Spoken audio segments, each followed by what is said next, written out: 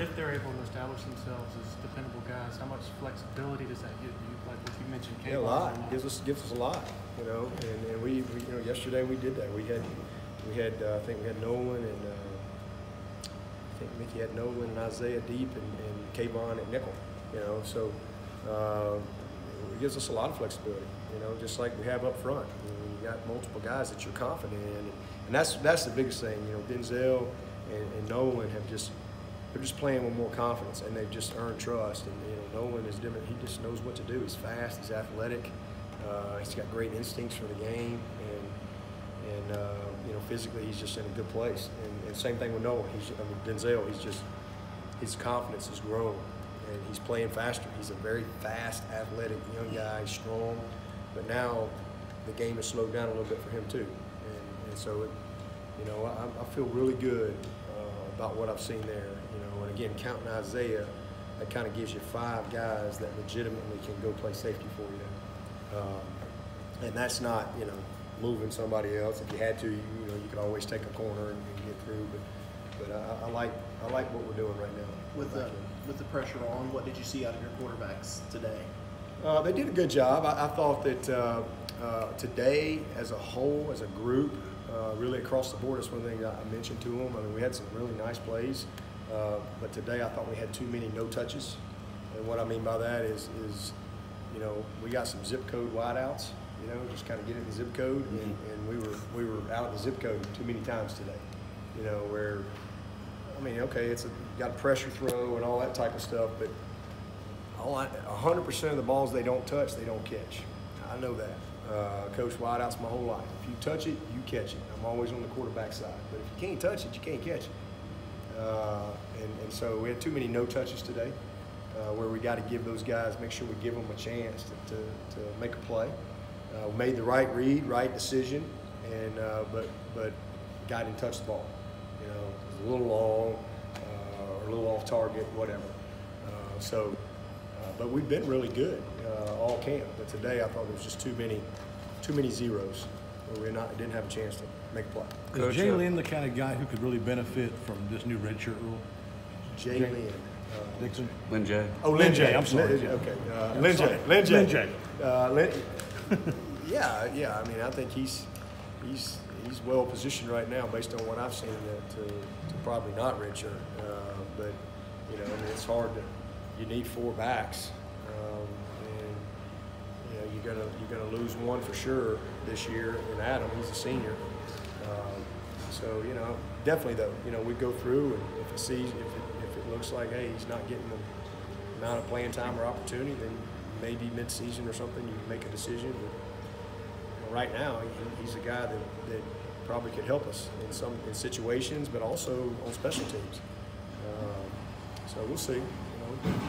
But those first 3 have done a nice job. And Lynn J has shown he can hang with any of them.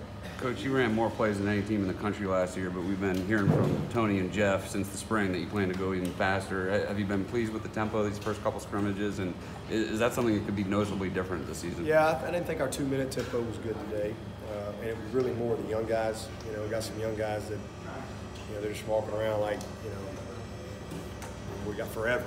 And anytime the clock's ticking, 59, 58, and, you know, we're still trying to line up. So I did not think our tempo was very good with the younger guys, but it has been good. It has been really good. It's been a big emphasis for us in camp.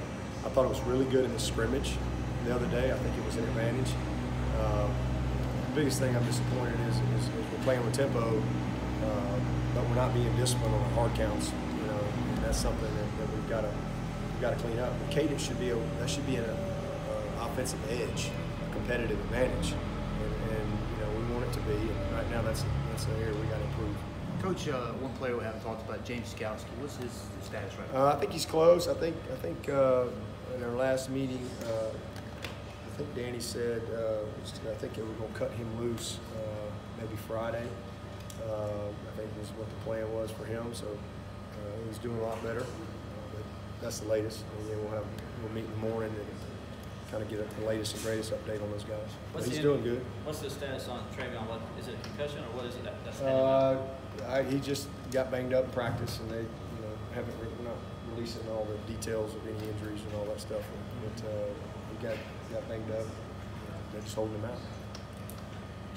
Dabo, those cumulative grades you talk about quarterbacks, how far ahead is Kelly right now on those figures? Who said he was ahead? Who said he was way ahead? I didn't. Oh, that's what I was asking. I'm wondering how much. Yeah. Y'all want to come sit in the meetings and get the grade? I can just We didn't ask for the number. I can just start tweeting them out. Tweet them out. Hey, here's the grade sheets for today.